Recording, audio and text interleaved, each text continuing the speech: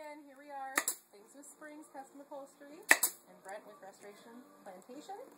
We are finishing up the seat of the second chair.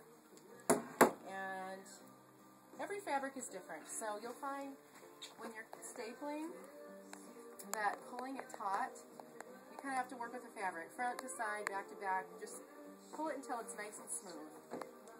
Some fabrics have more stretch than others, so you have to really work with them. It's always recommended to start from the center and work your way to the edges. That way all your excess fabric is going to be at the corner, which is expected. So I have a little too much right here. We're going to start rounding this corner. And a little bit of cotton.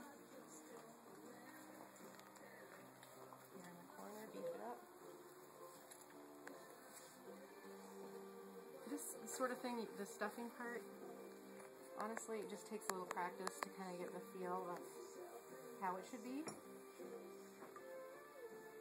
And you can really control the wrinkles with your pull. So if you notice, I'm pulling so tight that the wrinkle is going underneath the crest of the chair. So once it's screwed on, you won't see that bubble. Or very little anyway.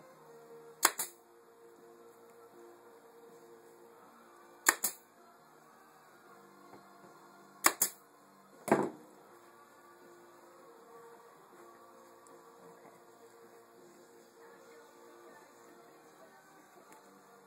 Now on this particular chair, you're going to want to pull that really tight right here to get, there's just a lot of corner here.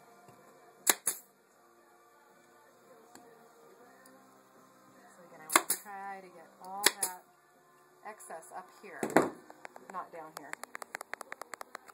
So then once you've made the front look the way you want it to look,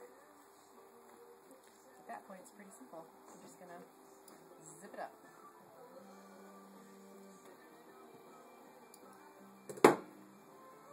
Just trying to avoid getting those pleats unsightly.